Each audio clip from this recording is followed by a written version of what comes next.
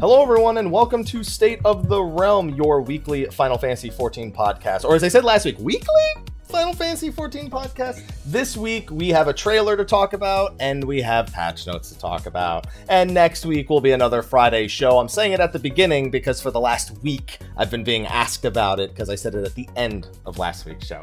But anyway, to do a show, we need people. I'm one of them, Mr. Happy. You guys know.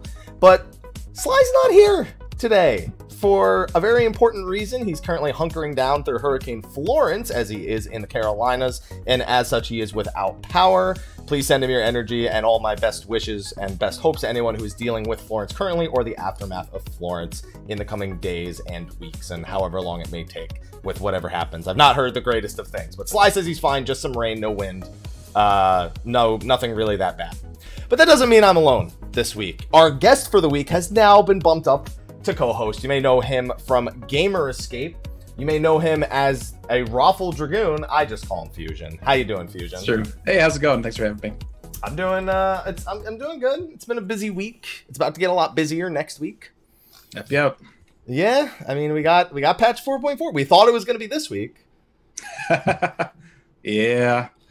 It's not, so we'll just gotta wait. There's some interesting stuff in the notes, so yeah, we'll talk about that. Some very interesting little things if you read them that you might pick up on. So absolutely. Before we get started with the 4.4 stuff, I'm gonna do a few announcements. But before I even do that, for anyone who may not know, it is your first time ever being on State of the Realm. Only took 179 episodes. How many of the Gamerescape ones have I been on? I think 2.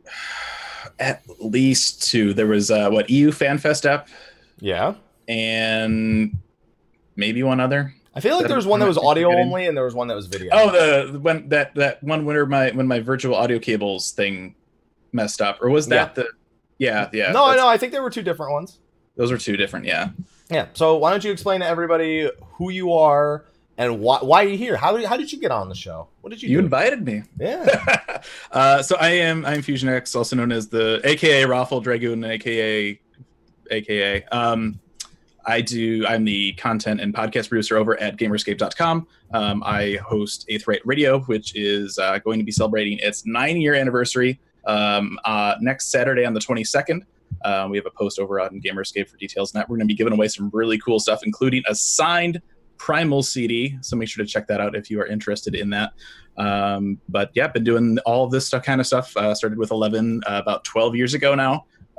So yeah, I've been at it for a while. I've known Mr. Happy here for a while, and we did our Letter from the Producer live like co-op stream, I guess you'd call it, from the hotel at PAX a couple weeks ago. So yeah, it's good to be here. It's good to have you. And that was a good plug. A lot of times I let people plug themselves and they just go, I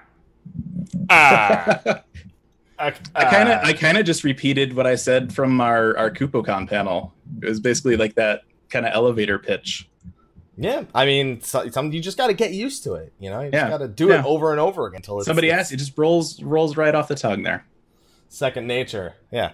So before we get into that, now that he's had the opportunity to more formally introduce himself, just a reminder, we do have those monthly Steelseries giveaways. Those are under the YouTube videos for all the State of the Realms. It updates monthly, and winner gets prize sent, and it's all good. It's free stuff because they sponsor my channel. So you guys want free stuff, then you go to the YouTube description video of the videos, and you click on that link, and you enter. The other thing is, of course, we want to thank our patrons. We're going to just do a general thank you right now because the show's going to be a pretty long one. Just shout out to our supporters over on Patreon. We have plenty of you, and you're all going to get named in the later part of the show towards the end, but thanking you here at the beginning as well. Now with that, people are tired of listening to our announcements, so we have something a little more exciting for them to start the show. We have a trailer. Heck yeah. Yeah, so we're going to watch the patch 4.4 trailer here in a second. You and I, unfortunately, did not get to see this under the pretenses that we wanted to, because when we did that live stream together, we were kind of like, yeah, we can't wait to see the trailer because we're gonna get to see the trailer. We always get to see, and there was no trailer during the live letter, unfortunately. So sad. So sad. But we get to watch it now, and it's a really good one. It is. I love this trailer. So what do you say we let them enjoy the trailer, and we'll be back in 3 minutes and 31 seconds to talk about it a little bit. Sounds good? All right. Let's do it. Let's go.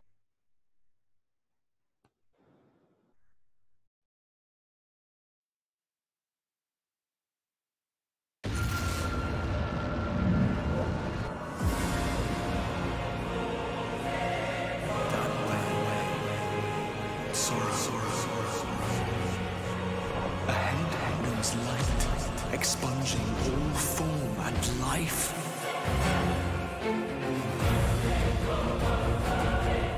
And we, for our part, are glad indeed to be able to welcome friends both old and new. Pray, accept my heartfelt thanks for your generous invitation. Talk is rife that Doma has summoned a primal, and the Empire's more liberal voices are being drowned out in the fearful clamor for retribution. And it's as we feared.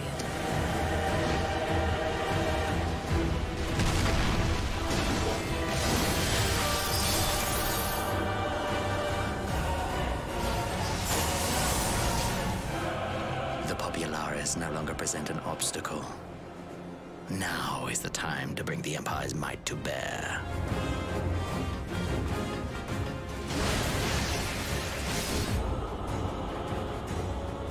Reach out as I may, I could not sense in him the spark of life that is his soul.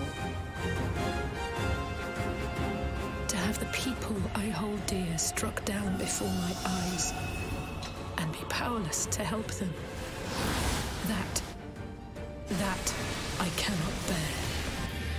Tenzin! Tenzin, 'tis I! Sheathe your sword, I beg of you!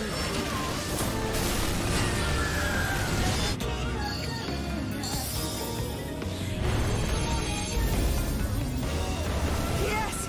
Yes! Not since the Nardum has my soul burned so! Insolent child. You will learn your place!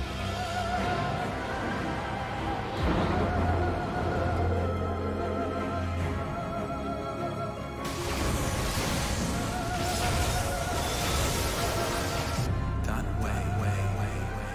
Sora.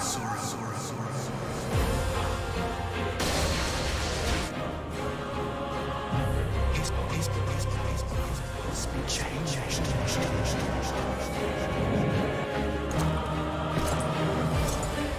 Ahead looms light, expunging all form and life.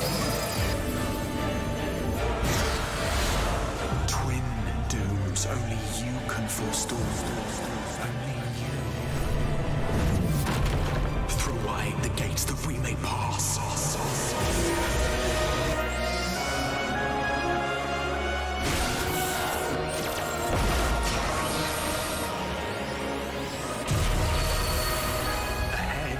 A calamity.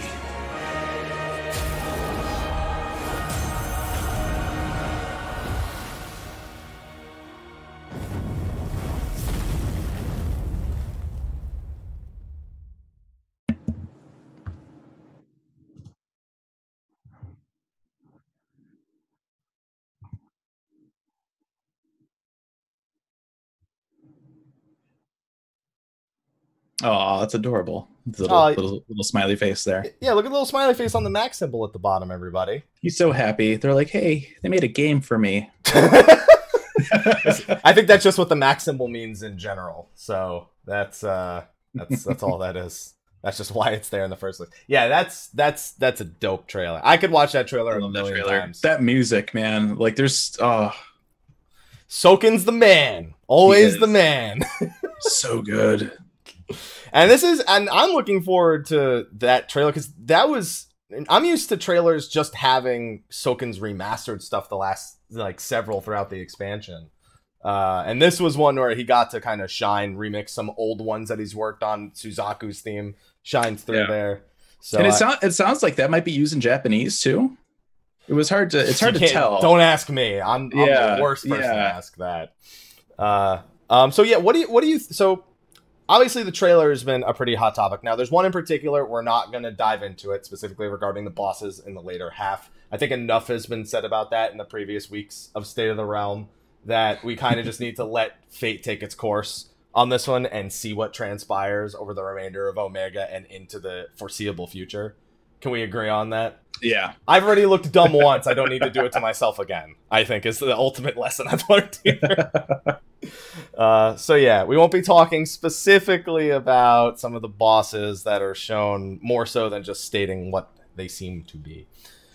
But what the hell is even going on? I think this is the first trailer I really can't find red herrings, and I really can't tell what is a red herring and what the hell. I'm lost. Like, I love everything I saw, but I'm lost. I don't know if you've made any sense of it for yourself at this point. My biggest takeaway, I feel like Alpha's gonna die. Yeah, I think we all kind of saw that coming, though. Like, he's running, he has a tear, like that's the sacrifice play, and then you see somebody holding a feather that disappears. I think that's it. I think he's out of here. Yeah, I mean, I don't see a way in which Alpha survived this since the beginning. No. The Alpha and the Omega is the beginning and the end. So that's it can't really be any other way. He's a machination of Omega. Maybe that's the red herring. He does live. Maybe Omega finally understands humanity and wants to grow up in a humane world as a living organism. I'm sure that's exactly what so he passes his will on to Alpha, and Alpha continues on working under the Garland Ironworks. That's a solid theory. Listen, that dude's got too many questions, so he's all about that knowledge bomb. That's what he's all about. He's about challenge and knowledge. Those are the two things he wants to understand.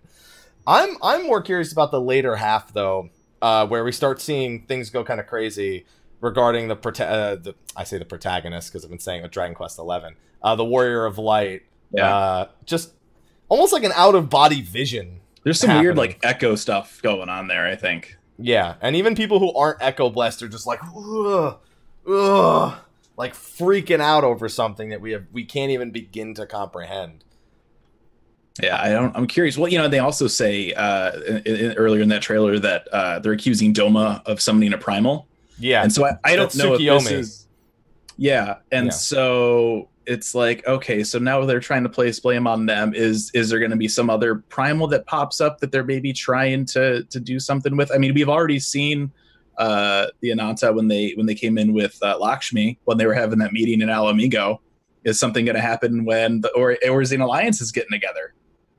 Yeah, I have a feeling that's going to be a really big event no matter what when we see it. You can even tell that there's, the people who don't seem to be being affected by whatever this vision sort of happening is, they appear to just be worrying about the other people sitting across from them. It seems like all the Scions in particular are the ones that are coming across this problem. So it's...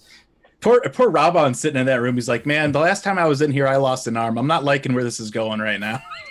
He doesn't like banquets. Raban doesn't like banquets. Yeah, that's specifically what he's against there. They never have enough of those mini hot dogs, and I always lose a limb. Well, I mean, they got to make the hot dogs out of something. So, yeah. Ouch. Yeah, there you go. They went to the Sweeney Todd school of making. There you go. Of making food. There you go. So yeah, we have those events going on. Suzaku being there. I haven't gotten to pick your brain about this at all. It's a topic Slyh and I have kind of beaten to death because as a Final Fantasy XI player, obviously the Four Lords kind of... This being a far better version of these characters, by the way, whereas in Final Fantasy XI, they were just like, yeah, dude, trade me a couple rocks and I'll fight you. That's the thing, right? And in 14, they are actually characters. In 11, they were just like a monster that you spawn. And you're like, all right, we killed it, whatever. Nobody cares. But I really raised an eyebrow when they show off Suzaku in the trailer because she's talking about Tenzin. And it's like, oh, okay, like, what's this history? Because obviously... I mean, we already know that Tenzin has a relationship with the Four Lords, but it sounds like it might be a little more personal with Suzaku a little bit. So I'm really looking forward to what's going to be going on with that. Well, one of the big things is, we're in patch 4.4. I don't think many of us are expecting a 4.6, as much as Yoshida has said. He said, if we wanted to, we could absolutely do like a 4.6 or a 4.7. There's no reason we need to stop at a 4.5. But that's more of a we can do it, not necessarily we will do it. So a lot of us are operating prediction-wise under the assumption we won't have a 4.6. So with that, we've encountered 3 of the 4 lords. Genbu is the last boss in Hell's Lid, Byakko in 4.2, and now Suzaku in 4.4. According to what we keep seeing from all the NPCs, Koryu's not going to be prevented. We just need as many of the 4 lords at full strength as we can possibly have by the time he gets here. So with that, we only have a major patch left. So what's the deal with Seiryu and Koryu? Are you thinking? I'm wondering if it's a 2-phase fight, but they're 2 completely different enemies. You go in, you start fighting Seiryu, something happens, Koryu breaks off, then you have to go fight Koryu. See, I'm beginning to take the route now, the more that I see kind of the quest dialogue, that we are going to, Koryu is going to be our trial. Seiryu is going to be our trial, and Koryu is going to be a solo instance. That's what I'm beginning to think, and they're going to make it like an ultra cinematic one with the 4 lords joining in the fight. That's not a bad idea, but it also seems a little anticlimactic, right? Like, through this whole quest, and it's like, all right, here he is by yourself.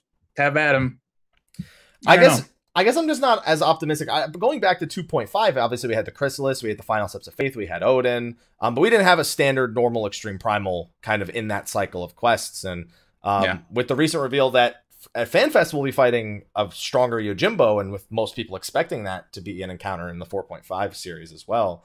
I don't think there's room for them to do a normal and extreme for a Koryu and Seiryu style thing. They could make Seiryu a dungeon and Koryu the trial as well. They could absolutely do that. That's true. Yeah. They could, I was really surprised when Genbu was in Hell's Lid. I was like, oh, all right. Well, I guess that takes one out of the trial selection. But yeah, we could. It's also, I think, worth mentioning too, that their development structure, while still following a pattern that's been mostly what we've seen this whole time, it is a little different with Stormblood. So maybe they've planned it out to where, okay, maybe there is room for them to do another trial. Probably not, but I think it's not completely worth ruling out. No, I agree with that sentiment. And it wouldn't be the first time they've kind of surprised us with the number of trials. I think Yojimbo is already kind of a surprise for people. As long as he doesn't get shoved in the final Ivalice raid like Proto Ultima did. Yojimbo was just like, yo, what's up? I'm here.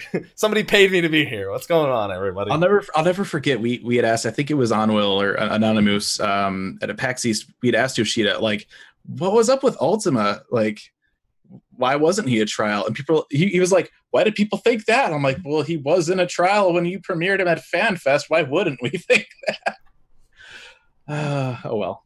And they didn't. It's not like they made too many new assets for that though. They just stuck us on one of the islands in Azaz. That's true. But you see something and you assume, oh, that's it. That's how it's going to be in the game. No. Yeah, it's probably. I'm sure they would have if it wasn't. It would probably more above anything else a reward structure problem for a 24-man. Trial on its own. It's reward, and I think it's just the fact that it's going to be really hard to get people to queue for that eventually, which I totally get. Yeah.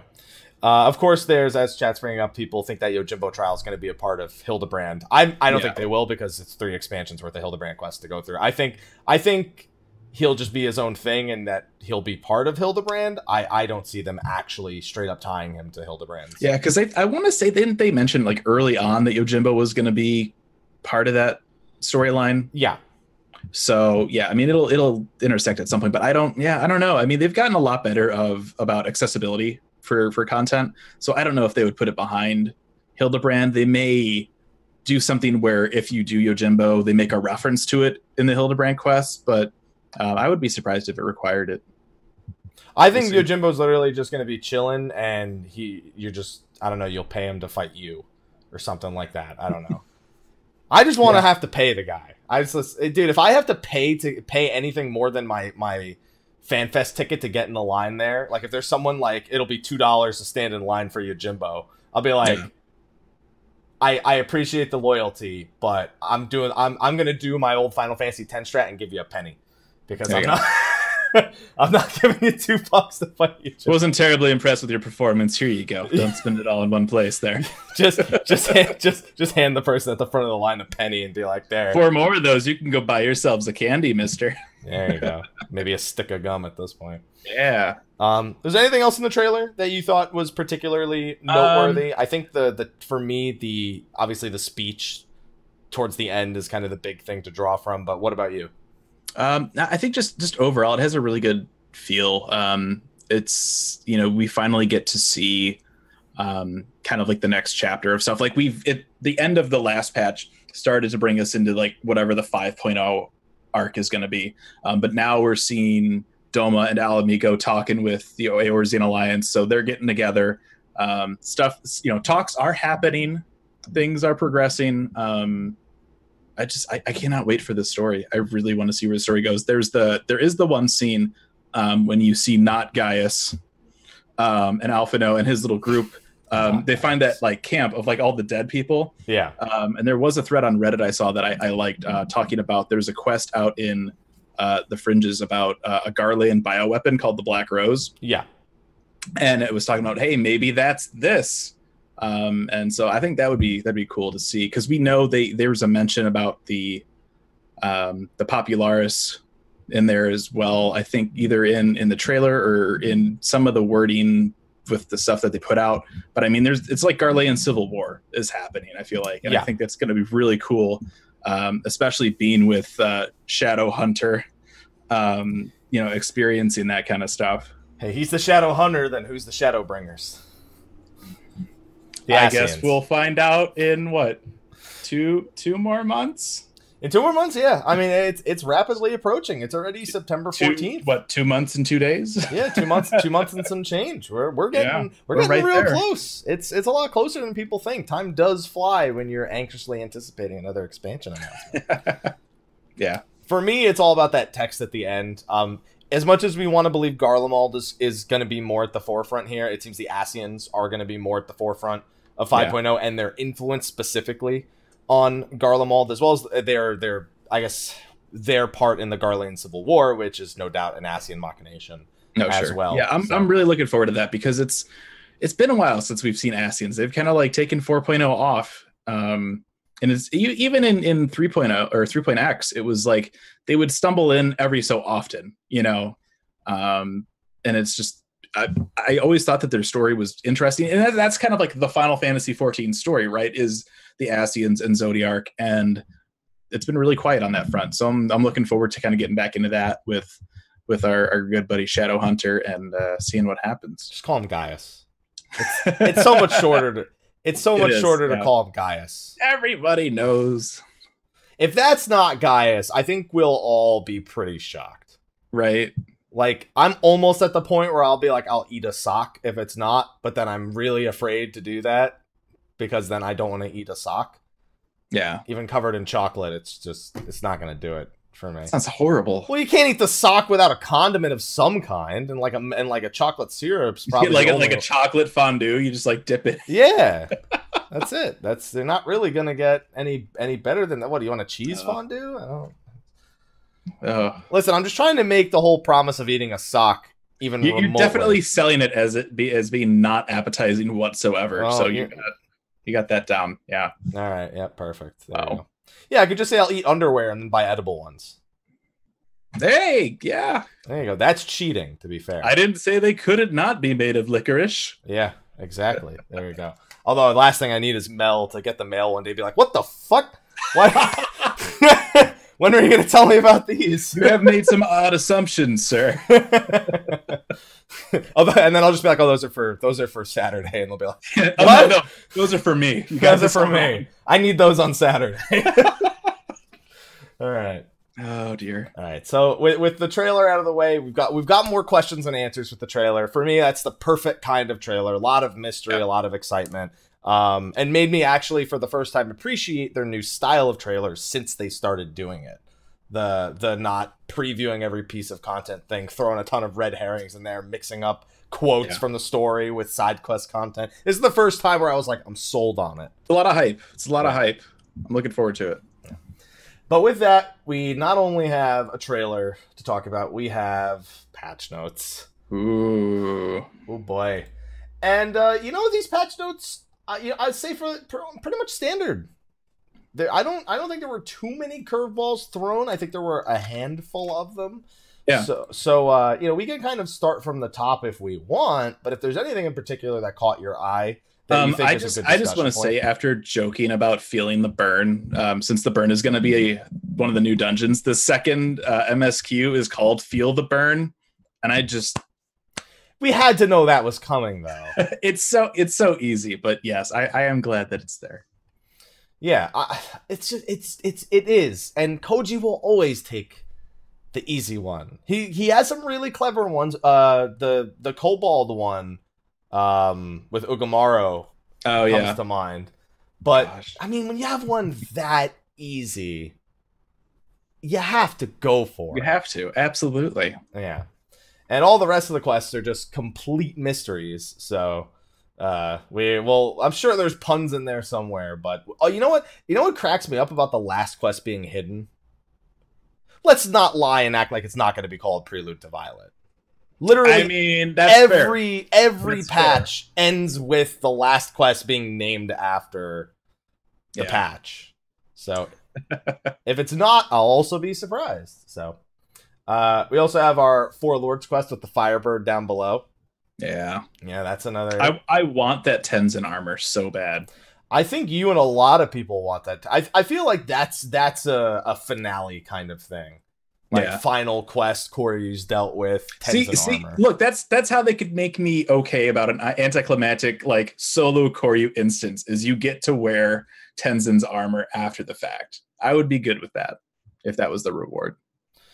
Listen, I don't care what they do, but if they don't make Tenzin's armor a reward by the end of it, then you know what people are going to say next? See you on the Mog Station in 5.0. Look, I'm going to be completely honest here. I would buy it. There's not much on the Mog Station I would buy. But as an 11 samurai, I want that armor. Hey, this Tenzin doesn't look like as much of a tool as the Final Fantasy XI one. He looks pretty close, though. They look pretty close. This one's less of a tool, though. Okay. If you've played Final Fantasy XI, you know what I mean by Tenzin being a tool. Yeah, absolutely. Because he's absolutely a brainless, not oaf, but like incapable of thinking for oneself. He's very firm in his beliefs. Yeah, and he likes other people to dictate how he should believe in his believies. Oh, man. We have a bunch of quality of life stuff here, of course. They actually did change the Legacy of Allag prerequisites for the 24-mans. Yeah, I never had an issue with those, and I did them way back when, but I don't know what it's like to do them I can remember waiting for them to pop, but it was never something like outrageous, right, for waiting for like them. 45 minutes when it first came out. You missed it. You missed it for a pretty long time. I mean, I remember waiting maybe 15, 20 minutes for one, but never like a 45-minute wait. See, you and I played 11, so 15, 20 minutes in the grand scope of things. That's nothing. Yeah. I used to wait 15, 20 minutes for one monster to respawn, to then hope I could get a different monster to respawn the following. Back in my day, it took 4 hours to kill Kieran, and yeah, exactly. I wonder what adjustments that means they make to the other fates, though, because, like, what do you do with those? Do you make them spawn more often now? Because that's almost ass backwards. The impression I get is they're not even touching the fates. Well, they said the location. Oh, so here's the thing. The location's been moved so that the new monsters you have to spawn for the quest itself are probably in the old location. No location. Okay, yeah. So it largely, it's probably just they're taking it and they're putting it somewhere else. But, I mean, they're still there. You can still do the quest with them if you want. I mean, some of these are also part of daily quests. Like, he's a Firestarter is also part of... That's true. I forgot about that one, yeah. The daily quests for Amalja, which is going to come up later because they're finally getting around taking the Realm Reborn Beast Tribe mounts flying. Make them fly. Yeah. The Gubu and the Cavalry Drake are both going to be able to fly. I cannot wait for that Gubu to fly. I want to see the animation on that so bad. Okay, so here's the thing. There's only one way they disappoint me with the Gubus. If they just lift up and fly and that's it, then you've ruined my hopes and dreams. I'll never forgive you for this dev team. If you, however, make them helicopter or flap their arms like they're a bird and they really can't fly, but they're like have you ever seen Little Nicky? Yeah. The guy in the tree at the beginning. I'm just a bird. I'm just a big bird. If they do that, then I'll also. I would also accept a light distorting cloud underneath the Gubu towards his butt. Oh, assuming he's farting. He's farting. Oh his yeah, way up? absolutely, Okay. Absolutely. I would fly the hell out of a farting Gubu. Yeah. Listen, I'm sure it's going to end up, as the chat's calling it, the elephant float. Where it's like that's I think most people are kind of expecting that. Why do you gotta ruin my expectations like that? But I really want either the flapping arm or the helicopter Gubu. Or if it's the legacy Gubu, there's just like a string from the magic carpet and the carpet's flying and it's just carrying the Gubu with it. I don't want to carry all that extra weight. Drop that guy. Well, you're not the magic carpet is. You're yeah, fine. But then it's gonna slow me down. I don't want all that. I ain't trying to have that.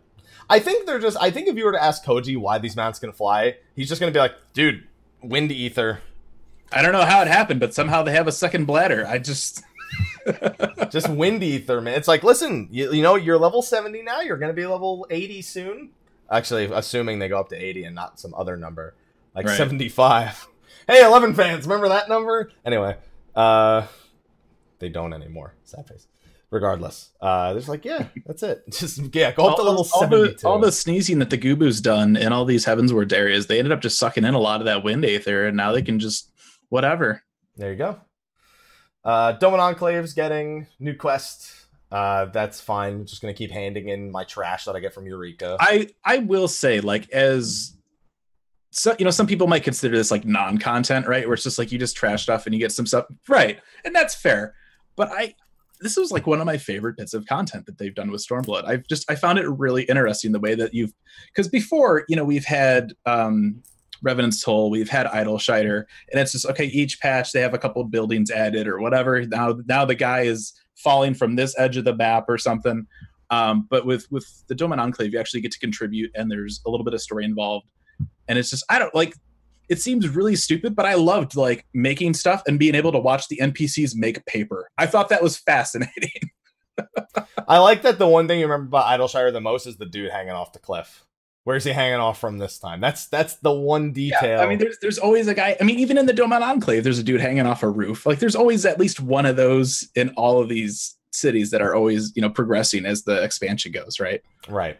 I think I would feel more the way you're describing if Domin Enclave was more like an Idleshire and more like a Revenant's Toll. Because that's fair. We haven't been trained, like, this place has been non-existent to us for a whole expansion. And there's really no reason to go there. Exactly. There's no Tome NPC, there's nothing. And listen, they did already start getting Rowena involved, though. And that was a mistake that they'll regret one day. But if Rowena's got her hands in there, who's to say it won't end up that way eventually? But I don't want it that way in 4.5, 4.55. I would have wanted it that way like by 4.1, 4.2, where she's eventually there and we've kind of all moved over into the Enclave. I think if anything, it just goes to show that if you are going to do the whole growing the area like Idleshire, like Revenant's Toll, making it a quest line is probably a more engaging way to go about that. It really makes it interesting, and it's just, and especially with the Doma stuff, right? Because part of having Doma in Stormblood, it's been a lot about like the culture of the Far Eastern culture and getting. I mean, like I said, like they're known for making paper. Let's set up some stuff, and you can watch them make paper. Like, it's just like little touches like that, I think, that are really cool. Well, we'll see if they take this lesson into 5.0. I think a lot of Stormblood has had ideas I'd like to see expanded upon in general. Even just most recently, the Rising event with the changes to, I guess, fate chaining. I want to see them make more impact on the map with things like that. The best example I think we have, honestly, is down by Quarry Mill, that fate where you either have access to that little camp to the north or you don't. And even that's not very exciting. I would expect to see a lot of stuff of that same kind of vein. I mean, if we are going to Garlemald, and we probably are, it's for war. Like, there needs to be some kind of like a conquest-ish system, whether that's something completely new or whether it utilizes fates, kind of like the Quarry Mill stuff. Who knows? But I think there's got to be something. I think I'm looking forward to seeing whatever they have planned for that kind of stuff. Yeah, and it doesn't seem like it's too much more on top of the current fate system. Because we have chain fates now, they just aren't... They're not linked in such a way that the game tells you that they're linked. Like, go from this to this to that to that. Right. Yeah. So, fingers crossed that it amounts to something. Like Stronghold Fates or something. Yeah, something like that. Yeah, new classification, Stronghold Fate. Yeah. We also have St. Mosion's Arboretum, the other dungeon. Actually, one of my more disappointing dungeons because I had more expectations for it. I really like the original dungeon for what it is, but I wanted to know so much more about it. And I didn't feel like I got that the last time I was in there. So this is a pretty high point for me for dungeons as well. Yeah, and we get to fight the Big Mighty Pooh, so there's that. Yeah. I don't even remember. I just remember I'm going to throw my shit at you. Yeah. That's the only part of the song I remember. It's a good song. Shout out to Conker's Bad Fur Day. Right? This is a much cuter version of the Great Mighty Pooh, though. As soon as they announced that dungeon with that screenshot, I was like, man, Final Fantasy XIV X Conker's Bad Fur Day. That's the collab I never saw coming. The Corpooker.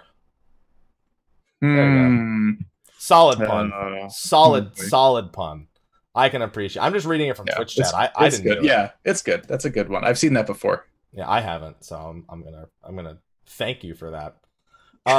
We also have the Shifting Altars of Uznair. You and I got to talk a little bit about this during the panel. I'm very excited for the Shifting Altars. I've already someone who loves treasure maps, so having this sort of reinvigoration. This is the equivalent of, so you look at Heaven on High and Palace of the Dead, right? How they're essentially kind of like the same thing with like a few things tacked on to Heaven on High.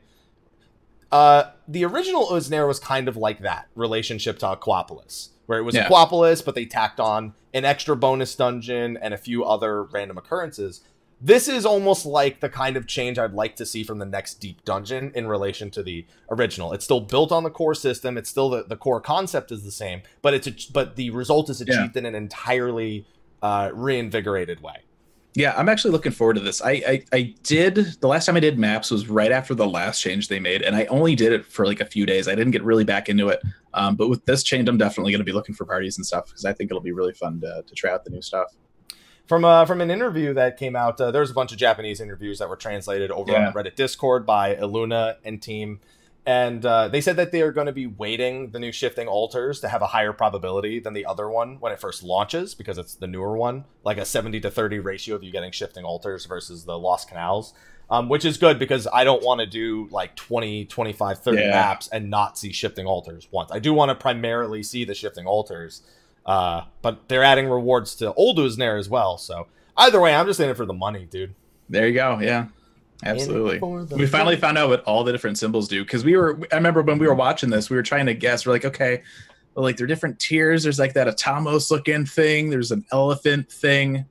But they got it all laid out here. It's just basically tiers of the kind of like monster you get. There's one of them will summon the Matanga Prince, which is like the big elephant guy. There's Atamos kicks you out, and then there's the one that will make the circles shift. So there's some more details about that, about the yellow exclamation mark, the gold exclamation mark, in the interviews that were translated over on the Reddit Discord.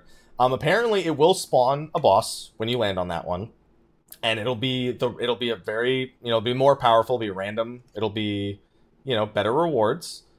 But what happens is, because of how much better it is when you land on the yellow exclamation mark, the remaining circles all become either yellow exclamation marks or Atamos. All the other ones are removed from the list. So it's higher risk, higher reward after you land on that the first time. And that's fun, dude. I want to see this roulette used in other content. I see this thing, and I think I mentioned it on the PAX West thing. Like, I want to see them slap one of these in a deep dungeon where you roll it on a floor and it can spawn a trap under you, or it can give you a magicite, or like, I don't know, just something else to spice it up a little bit. Or even like a dungeon. Take like make something that's like old school, like Totorock, right? Where you had like your different paths that you could take. Get to a point in the dungeon, hit a roulette. One of X amount of doors opens up. That's the boss you're fighting. You're not going anywhere else. Just to add a little something. With Battle for Azeroth being, again, having just come out not too long ago, I'm going to refer to Violet Hold. Violet Hold didn't have a roulette in place, but the bosses that you fought up until the final boss were random. So you had to do it if you want to see every boss, you pretty much had to do it, a bunch of times in order to get everything.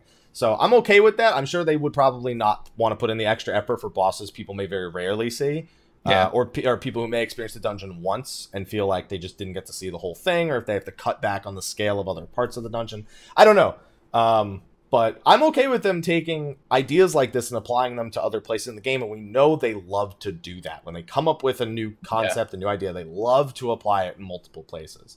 So the question is, will they with this roulette? Or will this roulette kind of stand on its own? We'll get a new version in 5.0, and then maybe we get another one. Maybe next time it's a slot machine. It's a giant slot machine, and if you roll all 7s, and it just like spits monsters out the bottom or something. The gold saucer dungeon that nobody saw coming. Literally, this is becoming the gold. Slowly but surely, that means we need a jump puzzle one in there somewhere. Oh no, go away.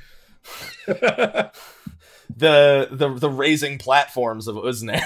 If you thought a lot of people were dropping out of Steps of Faith roulette, wait until you get the jumping puzzle dungeon. No, I mean it's just Uznair. Oh, just Uznair. Just a jumping puzzle Uznair. I don't know how I'd feel about that. I probably just wouldn't do it. Not intentionally. But you wouldn't know is the thing. Yeah. That's it. It's basically, I like the idea of you going into a piece of content and getting random dungeons. I mean, it's a roulette. It's literally the roulettes we've always had, and it's just that it's not a traditional dungeon. I like that idea dungeon. If it's not jumping puzzles.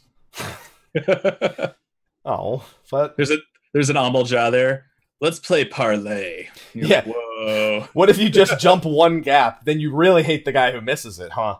That's part of the new roulette, right? You get to the end, and it's like, all right, here's the deal. You can either fight the boss, or you can change your job to minor and play parlay with me. And listen, it hasn't gone great, and it didn't go great in Diadem. I'm not changing to minor anywhere else. That's all I gotta say. Updates to Squadron Dungeons, Wanderer's Palace hard mode, and the Vault. Going to be an interesting one for. That's a weird choice. Like all these I love the Vault. It's not that I don't like the Vault, but when you consider just like the content of the Vault, where it's like you're going up against the knights and stuff, whereas all these other dungeons are like monsters, right? It feels kind of weird as that being a repeat dungeon for Squadrons, like lore wise, right?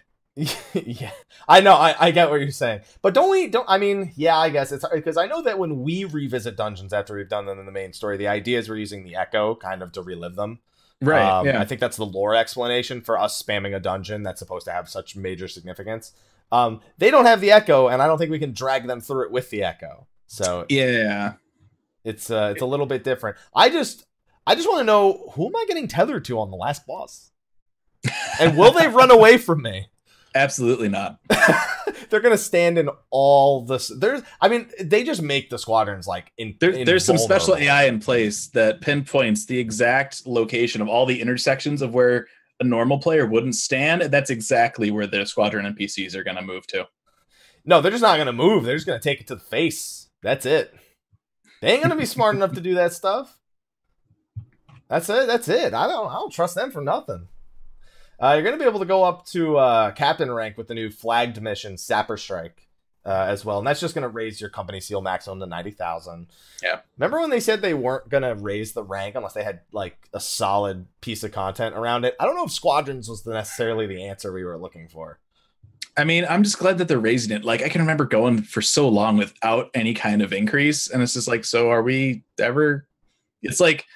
There were like Grand Company ranks and guild tests. It's like, so are we ever getting more of that, or are we done? Like, what's going on with that? Dude, the Grand Companies don't matter anymore, man.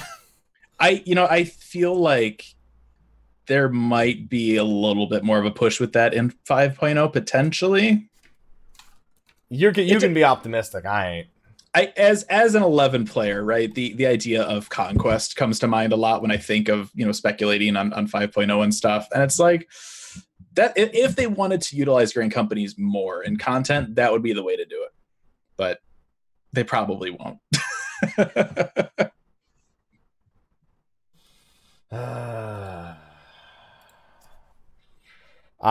So when I think of Final Fantasy XI and I think of raising ranks, I don't think of conquests.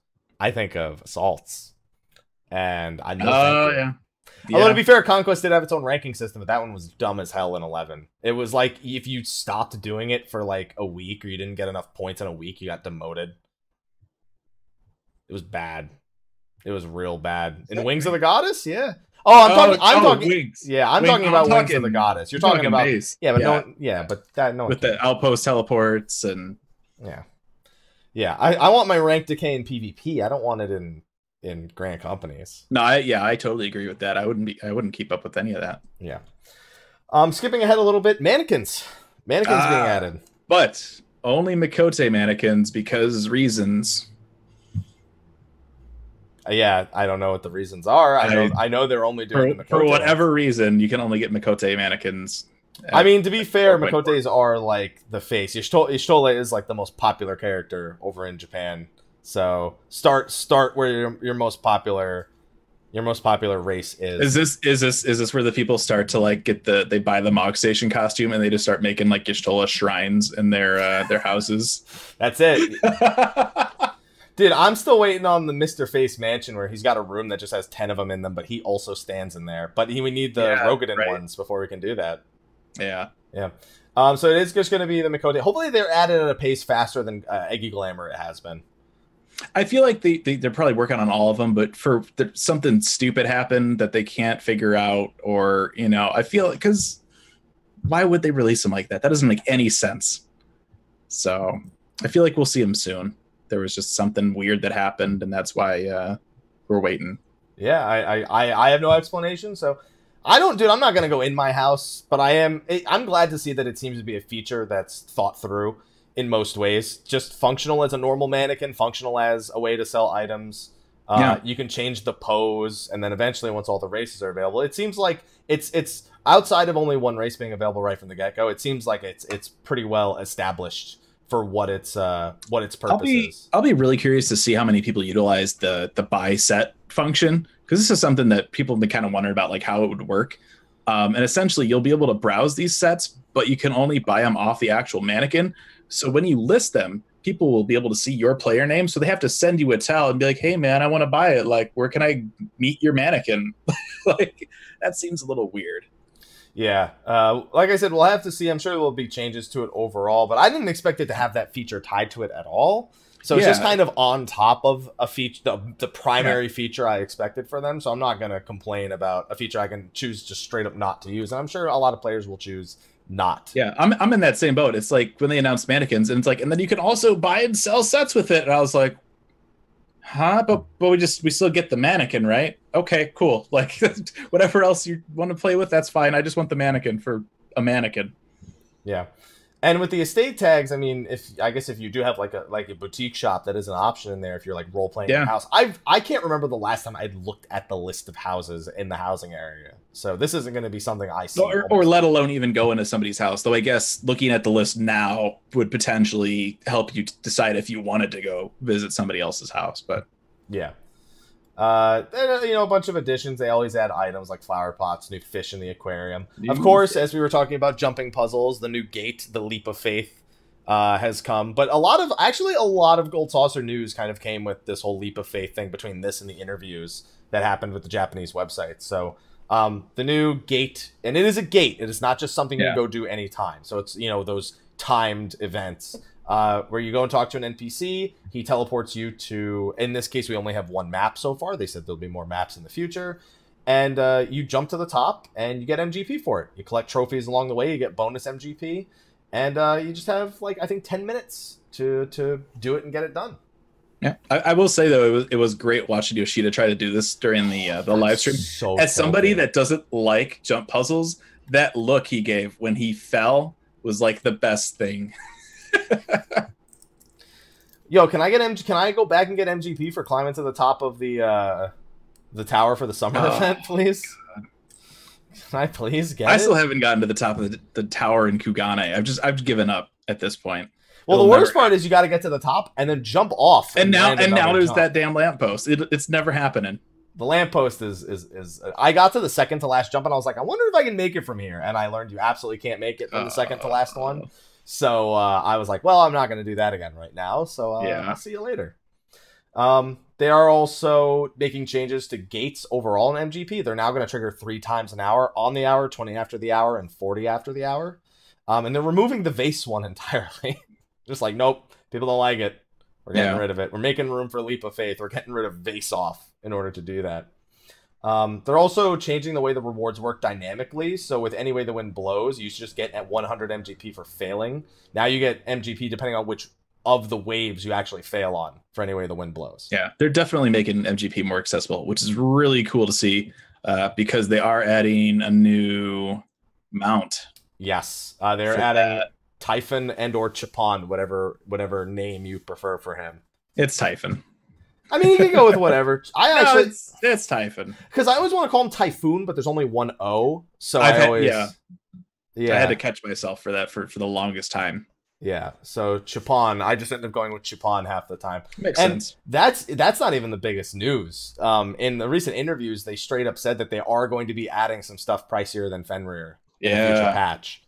So having more MGP availability becomes pretty important. They even lowered the cost of the mini Cacpot tickets. It's now 10 per ticket, regardless of how many you've purchased on the day. And the base reward for getting the worst possible reward on the Jumbo Cacpot is now a minimum of 1,000 MGP. Oh, and I think a lot of this too probably has to do with how much MGP you can just get off of Fashion Report. Because I mean, Fashion Report's ridiculous with its MGP rewards compared to everything else. So they're like, okay, we need to have everything kind of catch up a little bit here. Yeah. I'll be curious to see what the new stuff is, if it's going to be more than 1 million MGP. You know what's really interesting about these gates is that, I mean, we have 3 gates now that are jump puzzles. A lot of people, I keep saying they're adding jump puzzles as gates, but I mean, the first 2 are really easy. One of them's just climbing to the top of that tiny mountain, and the other one is the one on top of the, I guess the chandelier or whatever you'd call it. Yeah, at the top there. So it actually is the 3rd set of jump puzzles. So Gold Saucer is a lot more popular for jump puzzles, but my battle arena still ain't here. That's true. Or we still don't have. Didn't they talk about like a flying Chocobo kind of mini game or like a flying thing? Yeah, they said they wanted to make flying courses for the Chocobo races at some point. That I have a feeling it's not going to happen ever because I think they've kind of seen what the popularity of Chocobo races are overall, and it's not the highest, to say the least. Yeah. New Triple Triad stuff also always gets added. Something I realized compared to patch 4.3 and all the previews they did for it, they didn't talk much about performance in this patch. And 4.2 and 4.3, a lot of their preview material was very performance heavy. I think it was because it was so new and because they were, I mean, obviously, first off, you have the system and then they refined it with like the UI elements and stuff. And that was a big deal. And now it's just like, we got drums. Enjoy. Yeah, they got timpani, bongos, bass drums, snare drums, and even cymbals. Yeah. So they did expand it, a pretty sizable amount. I wasn't even expecting it. Like, it just, I was going on the patch and I was like, oh yeah, performance. I forgot about that. Drums. Yeah. Cool. That's the thing. I mean, because they spent so much time talking about it, that's something that they could have just as well thrown on the 4.4 website just to, have, I guess, take up a little more space, make the website seem a little more robust. But they didn't. They're just like, it's a new feature at this point. If it gets additions, it gets added. Great. We don't need to put it on the website anymore. Yeah. We have some challenge log changes. Seems they're consolidating a lot of the battle and crafting and gathering content, so it takes up less space on the challenge log overall. Still leaving certain things separate. Looks like raids are in particular, unless that's under dungeons. I don't look at the challenge log all too frequently. I'm sorry. I'm thinking of something else. Never mind. Ignore me. There's no raid challenge log. It's just. Yeah, I was gonna say. I was like, I didn't think there was one, but no, there's not. Yeah, they're just consolidating it a lot, so there's not as many menus to click between. Yeah. I'm wondering too if obviously it's nice to not scroll through as much, but I'm wondering if they're also doing that to make way for new stuff that might be coming. Yeah, it's possible. But what of the new stuff that wouldn't fall under battle, crafting, and gathering? Like you have PvP's not on here. PvP battle is such a broad category. Yeah, I mean, you have Gold Saucer, you have PvP. Yeah. But I guess I'm at a loss for what else they're going to put on there. Yeah, because I mean, even if, regardless of if you like the idea, like a conquest-y system, that would be under battle. Yeah. If there's anything like that. So yeah, I don't know. Unless they want to make the new stuff kind of have its own category because it's new in particular and eventually consolidate it. Yeah, make it stand out a little bit. Yeah. So that's possible. Yeah. We also have anniversaries for the Ceremony of Eternal Bonding. What really surprised me about this is you do not have to repurchase anything off the Mog Station to access the anniversaries. It's pretty much a one-time deal for every year if you want to hold one. I mean, that's how it should be. You should have to put more money. It is how it should be, but let's be honest. I don't think any of us thought that's how it would be. Yeah. Because the idea behind the anniversary... I guess if you're selling the anniversaries, it makes selling the initial Eternal Bonding a lot easier because you're selling every anniversary after that. Sure. That being said, I fully expected them to monetize it, make you buy new bands, new everythings, and just it would be registered as something different, because to me it seemed like more of a money-making opportunity off a feature that was entirely developed via the MOG station, even if there is a free option. Yeah. So I was surprised to see it, and you get access to all the new stuff. I'd assume that if you wanted to make it an anniversary that's more than what you paid for, you'd probably have to go back and redo the whole thing with a more expensive band. But as someone who, my girlfriend forced me to buy the top one because she purchased the top one before even talking to me about it. I don't have to worry about that. I just wonder if she'll even want to do this stuff. Yeah, that's what I told my wife. I'm like, if you want to put money towards it, go for it. Whatever. This is all you. Yep, exactly. Wondrous Tales got some new stuff. The new emote. That's the Tataru emote where she just waves her head left and right. Dude, I don't want to see a Rogadin do that. I mean, I want to see Mr. Face do that. That's exactly why I said I don't want to see a Rogadin do that. I think that should just be a 5-minute long video of just Mr. Face just kind of... Do a time lapse. There you go. Just like in the middle. Man, we give Denmo video ideas out the wazoo. Don't even do a time lapse. Just an hour, real time. Well, that's if it's a continuous emote. If it's not a continuous one, it just takes Set up a macro. There's ways. For an hour? You'd have to set up a keyboard macro, not an in-game macro. And then you do that 24 times, like when Pharrell did that Happy music video that was 24 hours long. You do that. But God, where's our Final Fantasy XIV equivalent of the Happy music video? There we go. That's what we need. And we need actual Steve Carell in that, if it ever happens. So I'm just saying, if he did it for the movie he was promoting, I'm sure he'd do it for us. Clearly. Oh, obviously, yeah, without a doubt. Yeah. They're trying to make that companion app look a little bit more tantalizing with the Tombstone emote that they used in all the previews for it. I do appreciate that it's not part of the premium plan. Listen, if it had been, there would have been uproar. I wouldn't have cared. Me neither, but there would have been uproar. Yeah. Let's just be honest about it. Somewhere. The irony is that it's almost implied that the emote is you using the app. Yeah. But you can't use the app while you're in game. See, I didn't even know that because I booted it up like once right when it came out while I was on vacation, and I haven't touched it since. So it's pretty ironic that the emote that exists from a lore perspective. That being said, I don't think lore really matters when you have a cell phone. I really feel bad for Koji when I see, like, when you talk about stuff like, a cell phone emote or just these random, how does the Gubu fly? He's just like, I don't know, man. That's just, it is. Wind ether. That's his reason. How it it's is. Wind ether. It's just a thing they decided to do. It's wind ether. He's explained it. Well, what about the cell phone then? Wind ether. lightning ether. Lightning ether for the electricity to run the phone. Lightning ether. Oh my gosh. Electric ether. There you go. See, I've got you back, Koji. This makes me think. Did you ever see there were a series of like 3 videos for 11 called? I think they were called like As Vanadil Turns. They were like little flash animations. There's this one where they're making cookies. Like, this is an oven. It runs on electricity. Lightning crystals. There you go. Simple as that. All right, next we get into the job changes, and I think we'll just cover all of this one particular topic at once. Anything that had to be applied as an AoE effect now applies as soon as it's used. Passage of Arms, Salted Earth, Doton, Earthen Fury, Shadow Flares, Asylums, Sacred Soils, Collective Unconscious, all that stuff. All applies as soon as the animation goes off now. Then again, they say that about Benediction, and meh. So, yeah. I mean, good. It's quality of life. But yeah, it's not that's nice. It's not what people are talking about. People are talking about these samurai changes, red mage changes, summoner changes, and black mage changes to some degree. Yeah, I mean, if you samurai out there were worried you weren't doing enough damage, don't worry. You get like an extra 20 potency on a bunch of your stuff now. So here's the thing: when it's jobs I don't play, I don't grasp how important it is, but I can at least grasp every 2 to 3 weapon skills being 20 potency stronger over the course of a whole fight, and that's gonna add up. It'll add up. Samurais, top performing samurais have already kind of shown that they can really get their big dick DPS going if you give them the opportunity to. So just adding more potency on top of that, I think Yoshida's statement's right, that these top performing samurais and black mages should really be able to make people go, whoa, at this point. But are they still going to get memed on? Absolutely. Oh, yeah. I mean, there's still not a lot of utility. It's still just, they'll be there, they'll be doing damage, and that's it.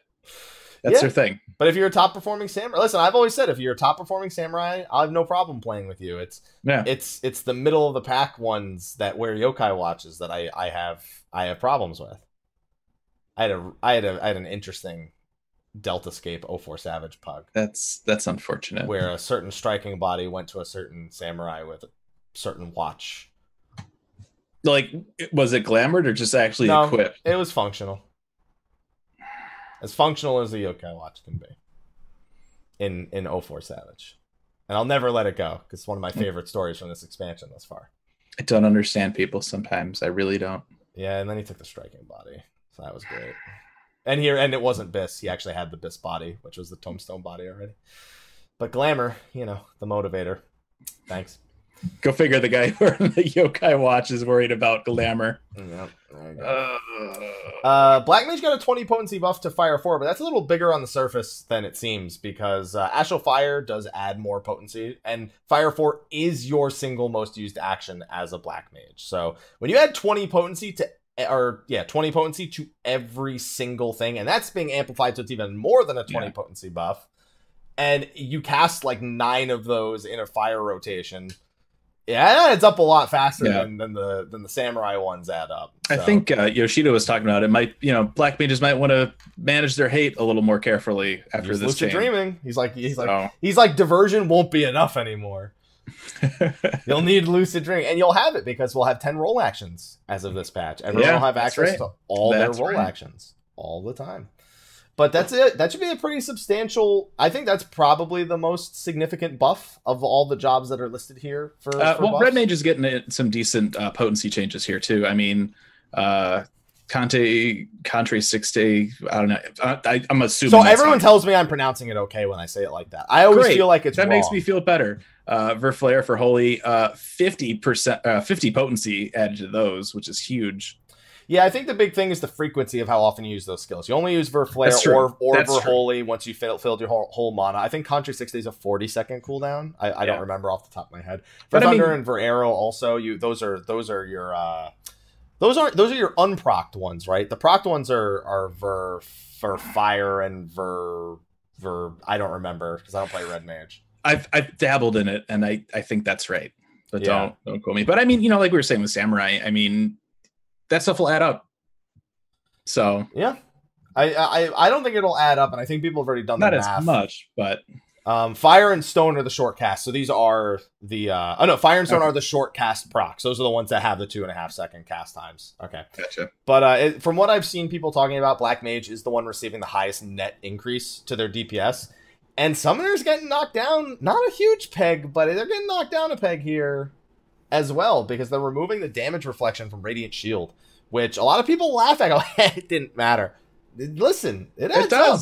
It adds up pretty substantially. I'm pretty sure Radiant Shield procs off every raid-wide damage that goes off too. So like, imagine all 8 people get hit by an AoE and it returns. That's 400 potency. I don't know how that potency is calculated, but I mean, that's how we sum up all the job changes. They add up.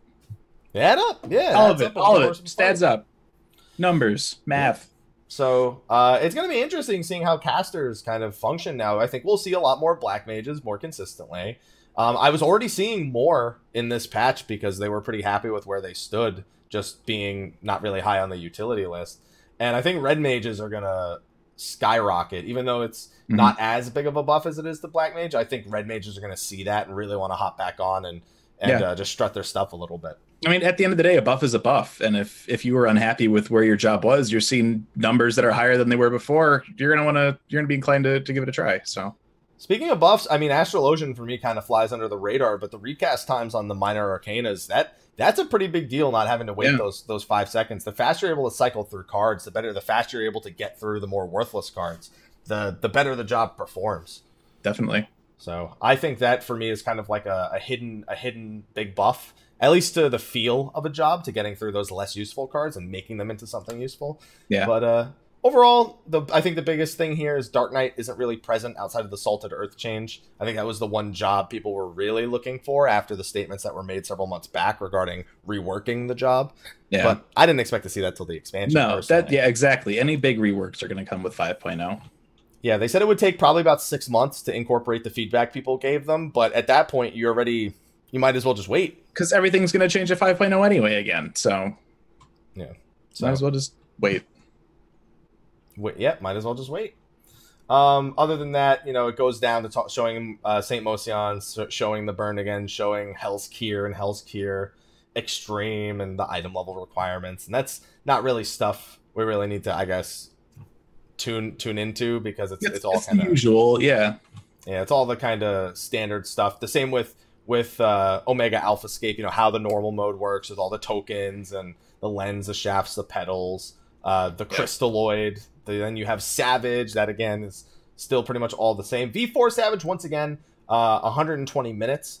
And a very interesting comment made by Yoshida in the most recent interviews that came out. He said that the Omega you see in the trailer is not Omega Prime. Interesting. So it's kind of, the way Omega kind of works is weird, because Omega is the giant eyeball. Like, that whole realm is something he's created, and it's like his powers that let him create something out of nothing. But that form that he takes to actually fight, Midgard-Sormer, Bahamut, Shinryu, and now us, it's just kind of the form he chooses to go about using. Mm-hmm. So I'm curious where that, how that all leads into whatever. I'm really looking forward to whatever the last fight is with Omega. I think it'll be really cool, whatever it is. Yeah. So fingers crossed for a pretty epic conclusion, because I haven't been too sold on the Omega storyline personally up to this point. It's been all right, but I think for me, part of what's made it not interesting to me or appealing is how kind of like fan servicey it's been with just the bosses and how that's been. I mean, it's not like the bosses prior to the final boss have ever had too major of an impact on the story, but even when I look back to Alexander, I had my Living Liquid, which was a play on that's a play on the Liquid Flame from Final Fantasy V, but it just stood out more. Midas, I think all the bosses in Midas made standing points for how much, I guess, people remember them. But people already knew about these bosses. I don't know. There's just something about it that isn't as influential to me. There's a difference between, I think, just like a nod to like a type of monster and be like, hey, look, it's literally Kefka. How is he here? He's made up. That's how he's here. He's not. Yeah, I'm not a huge fan of it either. So I feel you on that one. So I'm hoping that it all comes together. I remember not liking Alexander's story until it concluded in the final patch. Yeah. So Omega, I'm hoping will give me at least that satisfaction. I've been enjoying Omega's story more than I have been for Alexander. I was hoping Alexander would be better than it was, but I think Alexander, for me, by the time it was over, I was super satisfied with the whole thing, but it took until it was over. I think a lot of that, because it was 3.0, is I think kind of story wise and connectivity wise, we were spoiled with Binding Coil. Yeah. And so when we get the next new raid, it's just like, oh, it's just kind of there. Yeah. It's not really okay. For me, I think it took till the end with Alexander because of the way it was all time travel. And you can't, without knowing how it began and how it ends, you don't even really know how it began until you see how it ended, because you get to see all these events that you didn't know that they happened that way because you didn't understand the time travel was happening until that point. Even as far as the events between A11 and A12, and then the actual part in the fight in A12 where you save yourself. That was so trippy the first time I did that. I was like, hey, I get it. Like, yeah, that's cool. Arcs or Crusader said it best, forward and back. You got to go forward and back. It just doesn't make sense until you've seen the whole thing. And I'm hoping that's how it concludes for Omega as well.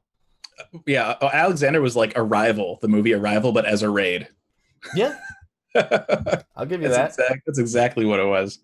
I will give you that. You know what I'm looking forward to? I still need a handful of Ultima Totems from Uwu, and that's going to get removed on Tuesday. So once done with Alphascape Savage, I'll probably pick up a few extras just in case they release an Ultima weapon for the new jobs that come out in 5.0. I don't think they will, but if they do, I I want to be prepared. That would be interesting. I don't know if that's something that they would do or not. Do you think? Because I don't know if it would encourage people to go back and do the old fights still because they want to get them done for the first time. If they want to try and incentivize I had this discussion with Yoshida at E3 where I asked him, have they even considered how ultimates are going to scale with job changes going into the next expansion with the reworking of kind of when you get access to the job tools. And he said it's not something they'd really considered. They just wanted to make the fight as good as it could be for now, and that they didn't really think about how it's going to function in 5.0 because that's not what they're designing it for. Yeah. So I'm curious to see if they do add weapons. So those, I want to have a couple of extra totems just in case. Yeah, that and I still need a couple anyway, and I can knock them all out in a night and be done with it. There you go. Tomestone changes is like this. That's like half of the patch notes. It's just these are now these tomestones, and these are getting exchanged for those, and now all these hunts are dropping these instead of those. And yep, I mean, it's the easiest thing to skip through, and also the Byakko mount being available now with 99 totems. You could not pay me to do that fight 99 times. Because I didn't like doing it 10 times. And I really hope Suzaku doesn't make me feel that way after I've actually played it. Even Tsukiyomi, who has not a very interesting ad phase, I can tolerate doing Tsukiyomi over and over again way better than I can tolerate doing Byakko over and over again. I'll be really curious to see what Suzaku does as a trial to like mix things up a little bit. I mean, because if at all, right? Like I really appreciated Byakko when you get knocked up in the air and you kind of have to fly around. Like I thought that was a nice. I appreciated it once. And then we literally had to make a mini game out of it where like we'd pick one person to be the front of the conga line. We all type /follow on that one person. Nice. And we just see if they can keep us alive. That's funny. And then we know how many pulls we lost to that. Because they'd be like, oh, sorry, I wasn't paying attention. And then the guy was like, well, I was also trying to see how little I could move to do it. And I was like, you need to move a little bit more when you've got 7 people /follow you. That's great. Yeah. And like you said, the next like whole section of this is Tomestone conversions for all the different duty roulettes. It is nice seeing duty roulette alliance rate on there because it's not something I've used much because I haven't been doing duty roulettes. But it is a feature we wanted for years. And when I see the name on here, I always remember it's there. Like, and we have that now. That's great. Nice. I'm a big fan. And you always get Labyrinth of the Ancients when you... You're going to get it even more now because more people are going to have unlocked it. Yeah. There you go. Then you have A ranks, S ranks, dungeons, the Uznair, all that stuff. New Stone Sky Sea. Man, just thinking back, when I did the anniversary stream, man, they put Stone Sky Sea in a trailer. Like, just think about that. Like, just think about... They put that in a trailer. And now they can't even be bothered to put drums in a trailer. Exactly. This is such a weird progression that we've seen with these trailers. Speaking of weird, man, they must know we really want to get out of Eureka because they put a lot of effort into making sure we could find the exit. I thought that was funny. Yeah, I always just click on the duty thing and just leave. That's what I always do too. But they're like, we've added an icon to indicate the exit. The exit is now clearly displayed. So if you want to get the hell out of there. But that means you got to go back to base. Like if I want to leave, it's usually like I've had enough of this. I'm out, and I just menu it because I don't want to have to spend the 10 seconds to work back. And no, I'm done. If I'm done, I'm done. I'm gonna leave right then. Yeah, I do that a lot with the exits in dungeons. Like I'll walk up to the exit to click exit, and I go, "Why am I doing this?" Yeah, I could have just stood exactly where I was and exited. Usually with dungeons or duties, I'll do that stuff. But with Eureka, I'll just leave. Because a lot of times I'm nowhere near the actual exit. Yeah. It's all right. We won't have any problem finding the exit anymore. What's it called? So also some PvP changes. You and I don't really have much that we can add to this. I do want to say shout out to Frosty and +1 for doing the they killed it the other day. Yep. For those of you who missed it on the Final Fantasy XIV Twitch channel, they did the, I think it was the semifinals. Well, they did the round robin. Yeah, right? Because the finals are at FanFest. So these were the semifinals to see who's going to FanFest. Yeah. So they did the round robin to get the people who are going to be attending FanFest to actually compete in the Feast Regional Championships. And our very own Frosty TV, the runner of the podcast, Mog Talk, he's been on the show a few times. He was on show, I think, like 19 and like 176. So he had a... How do you know that? I don't know if those are the numbers, but I know he was like... It was like literally 3 years between the shows he was on. I don't know if those are the exact show numbers, and they're probably not. But somebody fact check that. Let's see how close. They're definitely not right. But but yeah, he was. I think the actual first one he was on was 13, but I don't remember the other one that he was on. That's crazy. But yeah, he was one of the shoutcasters, and they did a good job. Him and +1, the co-caster, they did a great job. So looking forward to that. And honestly, event wasn't that bad, and they made some adjustments mid production to kind of make it a little bit more viewer friendly. I remember when they first started, it was just saying like, I think it's Fangs and Claws are the names of the two teams, and they replaced those with the actual names of the teams a little bit later on, which is the kind of the big thing I was looking for. I still think there's more adjustments that could be made to the spectator cam overall, but with the constraints they were working within, they did a good job. So I just wanted to give a shout out to them for the Feast Regional Championship. You can watch it as a past broadcast over on the Final Fantasy XIV Twitch channel, and maybe even the YouTube channel as well. I'm not sure. Yeah, they also showed off when they go to the finals, each team's gonna have jerseys too. Nice. Those were pretty slick looking. I like those. Yeah, so they're getting some solid treatment for that. And we have to say all that stuff about PvP because I don't have much to add regarding the actual PvP changes. I can tell you Dragoon was buffed and Machinist was buffed. Yay. And they took Benediction away from White Mage and gave him Tetra instead. But, you know, that's I couldn't tell you any more than that. Yeah. I can tell you that they took all the non-Rival Wings battlefields and made them non-expansion exclusive. If it matters to anybody. For those of you that PvP, things were changed, and I hope you enjoy them. Yeah, I mean, I can't really say much more than that. They even added a focus attack countdown for people to burst down targets. More for pugs, I'd assume, than anyone else, but it's there. We got new items, new recipes, new stuff can be painted, desynthesized. Now it says new items, but the picture they show is just recolored old stuff. But it's new because it's the new rewards from the dungeon. Really should have picked a different. They have different names, Fusion. Doesn't matter. Doesn't matter. It's still not going to be dyeable either. That's how they did the last ones. That's how they did the reskinned versions of the last ones. Then who even cares? I just that's his glamour aficionado inside. Like, can't be dyed. Who cares? I've thought a little bit about going back to Baelsar's Wall to getting this type of set, and it's just. And well, if you want those color schemes, then you're still gonna have to. Yeah. I don't know if I care anymore. Yeah, I probably don't. Too much recycling going on with this gear. All right. So then raising desynthesis caps. They're making your pumpkin cookies moldy now for whatever reason. You can now paint cupboards. There's new items that gather and fish. Fishing holes in the Domin Enclave. Chocobo companion stays out for 60 minutes now. For those of you who still do that. New mount, the Suzaku mount looks dope. Yeah, you can fish in the Domin Enclave now. Yeah, I said that. Did you? I'm sorry. It's okay. When it comes to fishing, I generally don't pay attention either. That's fair. That's why I said it, so I didn't have to pay attention to you saying it. That's fair. I think I was scrolled down at a different spot when you were reading your stuff. It's okay. Like I said, it's I think we both had the same idea, and we both just executed on it at the same time. I think the Suzaku mount looks dope. It's hard to not want Suzaku as a mount compared to this, but it's still a dope looking doggo.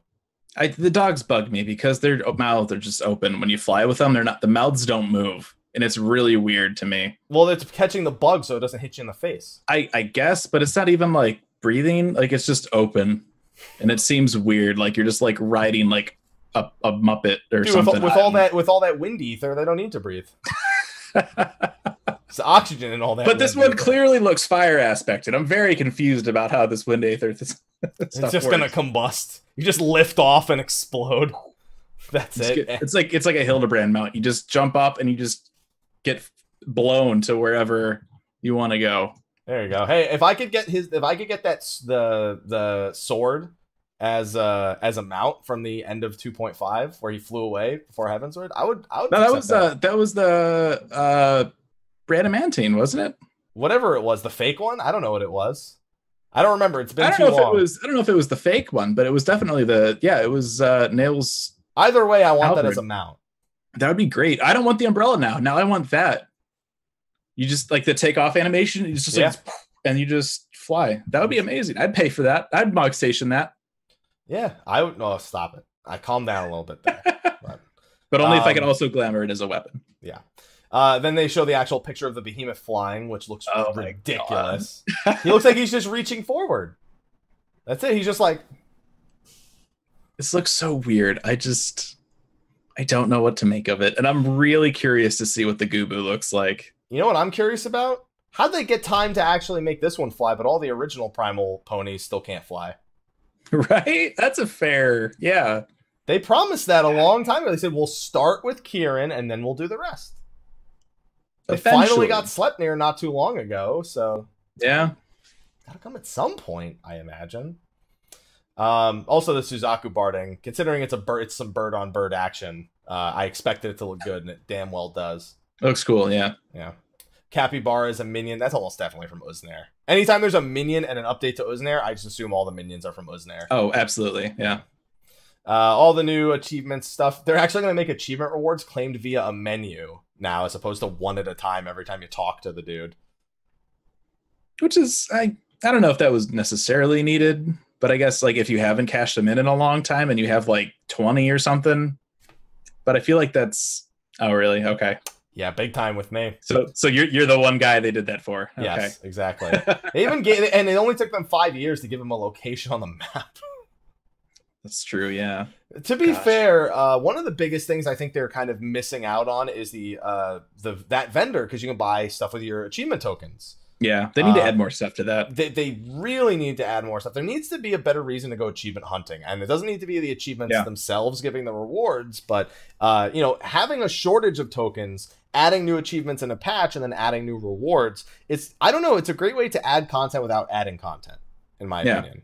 Well, you know, I think part of that too is, I mean, they got rid of the veteran rewards, and so they're like, this is maybe kind of a new way where we might take this. But then we also had the what was that mount? The motorcycle thing that was also, it had the different modes for flying and water. You know the one I'm talking about. Like if you subbed for, I forget what it's called, but it's like, yeah, they've kind of dabbled the Falcon. A little bit. Yeah, and yeah, so they've dabbled in a couple different ways of like stuff that they might do that are kind of replacing veteran rewards, but they really haven't like put all their money into either one of those ways yet. So I'll be curious to see if they ever decide, oh, hey, maybe we should go back and actually add stuff to that. Yeah, I would like to see it. I love the idea, and you know what? They've mentioned the idea of making the achievement system more robust overall. Sweeping changes to make it a more interesting part of the game. Whether that means more interesting achievements or just a better way of tracking them or dealing with them. We've already gotten some more, you know, better ways to actually track them.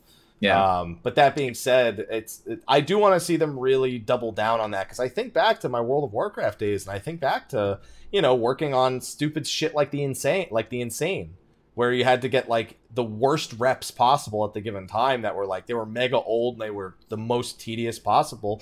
But I still wanted to do it because it was one of those things that was just out of left field, like ridiculous. And I feel like they could still go that way with achievements without making it get 10 billion gil from leave quests. Oh yeah, right. I mean, there's been some people too that have been asking for stuff like Savage Mode achievements and stuff, and I think the idea of that is really awesome. I mean, and that idea has been floating around for years now.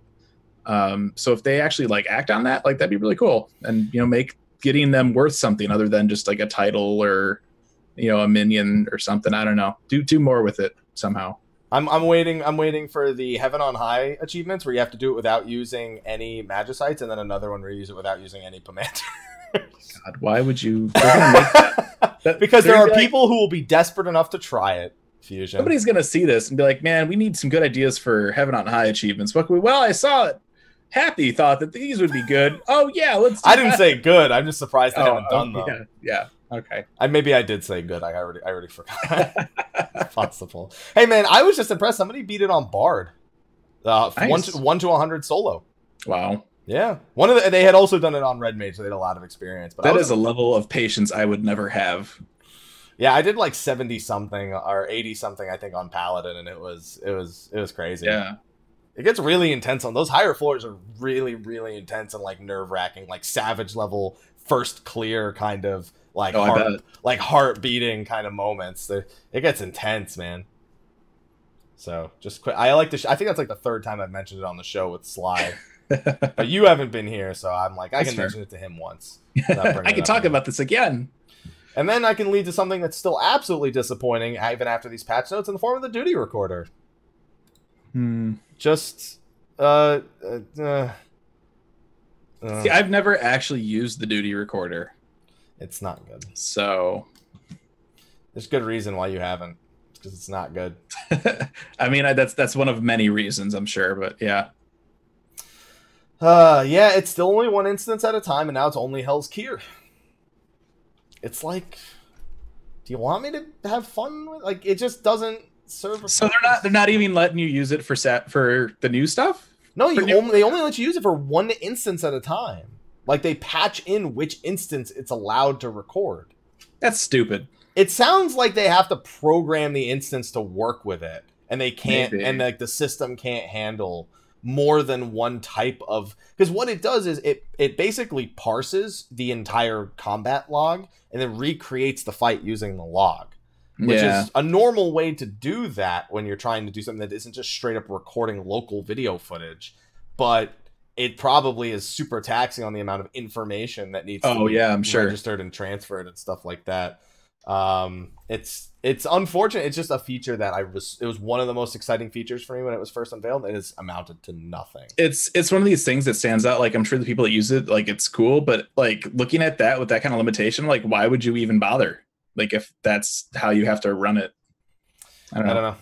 I mean, they added a bunch of stuff to group pose and whatnot. So for people who do screenshots, they'll just be using that regardless, with or without the duty recorder. So yeah, it is what it is. Open all for inventory. I don't use it. I don't like it taking up that much space on the screen. It just isn't satisfying. I liked it before. I don't know if I'll like it now that it's even bigger than it was previously, but I'll try it and we'll see what happens. Alarm feature. I'm gonna get back into gathering, I think. This isn't something I would have ever asked for, but I'm really glad it's there. Yeah. I mean, I still have like sticky notes from like back when I was super into like doing the gathering stuff of like, all right, go here at this time to gather from this place. But now I can just throw that on an alarm and great. Yeah, I used to use Garland tools for that. At the start of the expansion, that's generally what I'll do. But having an in-game function for it is just, it's good. It's great. I'm glad that they're going about that way. There might be, I don't know if there's looks like there's a limit of 10 alerts you can set. So if there's, if you need more than 10 alerts, which if you're a gatherer, there's a probability that there might be. I wish the name for it they show here you can only put in 10 characters for the name. I wish that was a little longer.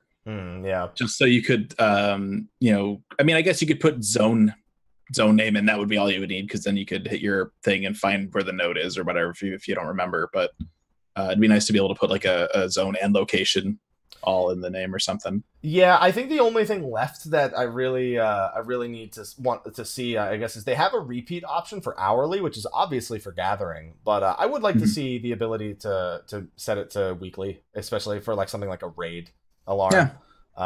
Just because why not, right? I'm sure. Like they have this app that no one's really keen on. What if they tie that into a calendar thing? Use that and then have the option to set an in-game alarm. And you know where you can use the calendar and schedule things with your friends? On the companion app.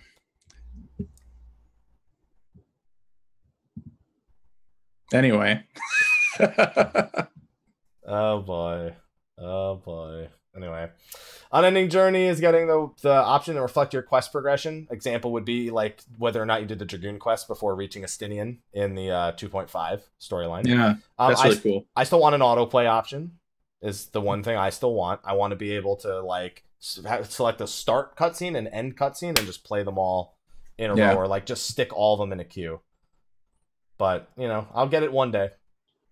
Minion Mount stuff, they did a dev blog on this where you can, it's sortable, it's searchable, there's a favorites list. They did I appreciate that. Again, that's kind of one of those things where I don't know if I would necessarily ask for it, but I'm glad that they added it, because like I'm always going through, like every so often I'll be like, I'm going to switch up what mount I'm using, let's go through all these pages to find that one. But now I can just add it to a favorite or whatever. I would really like it if they took this favorite thing and made a mount roulette out of it. Yes. There we go. That was where I was going to go with it. Favorite roulette. Exactly. Yeah, I think a favorite roulette, once they've got this and they're sure that it's working properly, I'm sure a favorite roulette is on the way. You can't. Yeah. I feel like it's unavoidable. People are going to ask for it. You know, I'm sure they've already thought of it, but a favorite roulette's definitely on the table for me. I have more mounts that I want to use that I just don't want to stick on my hotbar. Yeah, and that would help me just not have to make a choice. There you go.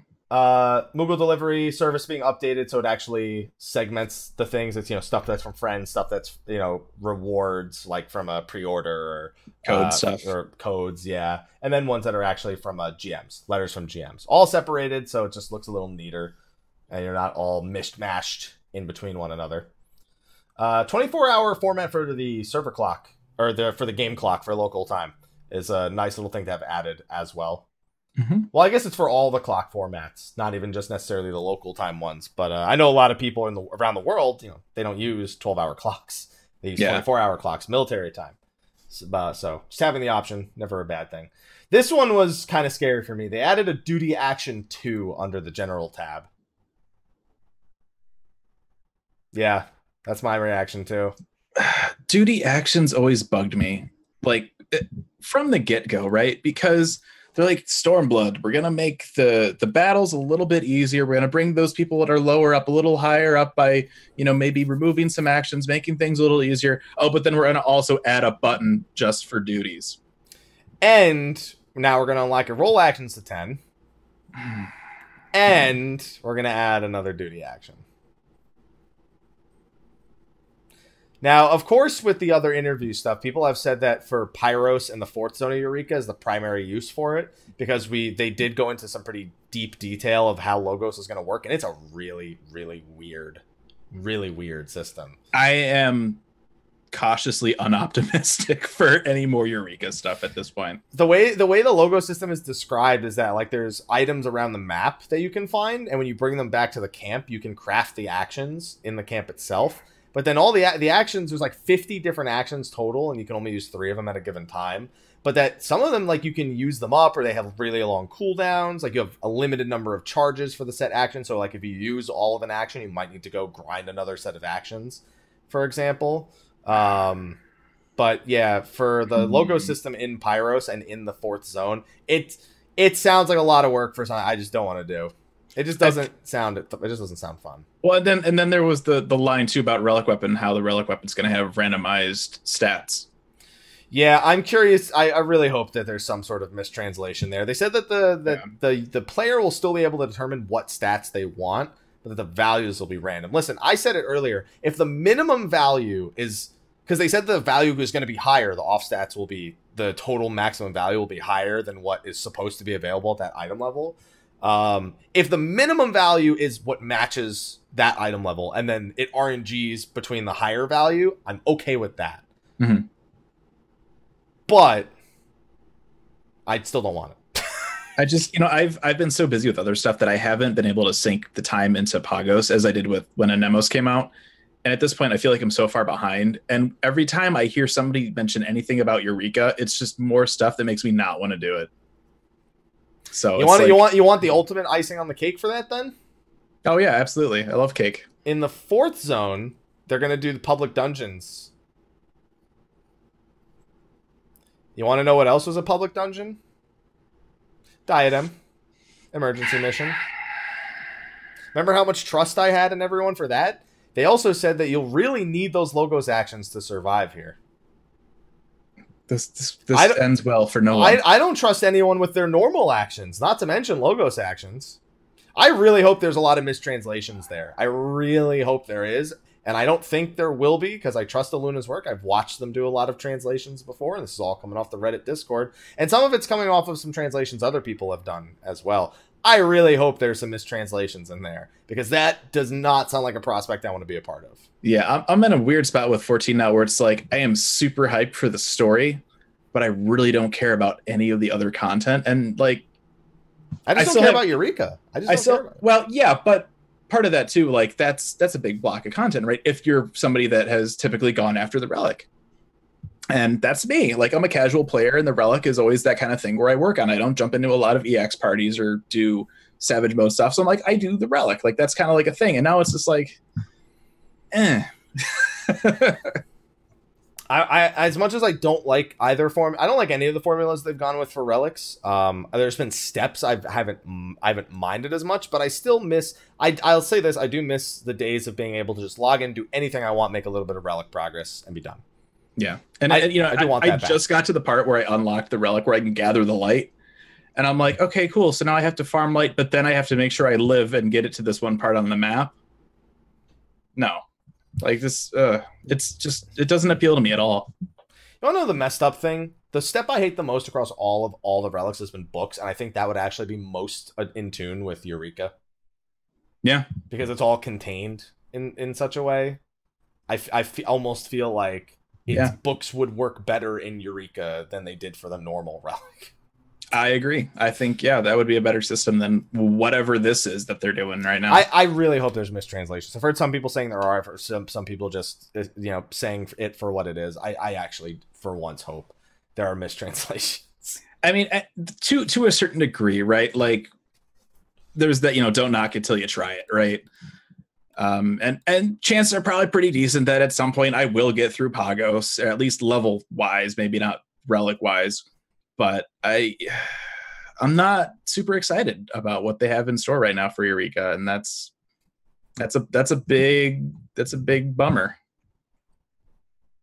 All of Eureka's been there. Dude, Eureka got me to keep playing 11 after the free login was over. Because I was like, listen, if you're gonna try to get me to play 11, I'm just gonna play 11. Just play 11, yeah. If this is what you wanted, you got it. And I think that this result makes you more money as well. Yeah. I don't know. We'll see what happens. I mean, obviously they can still make adjustments to a point with all this stuff, but yeah. So, oh man, whatever. It is what it is, and I'll either like it or I won't, and I'll find out when I get there. Let's talk about one of the most interesting parts of these patch notes. In preparation for new UI skins, the colors used in certain parts of the UI have been adjusted. So that reminds me of what they said they originally wanted the API to do back when they were referring to the possibility of people developing add-ons officially under Square Enix. And they said that was the one thing they wanted people to be able to do, was to reskin their user interface and make it, for example, look maybe more like classic Final Fantasy as an option.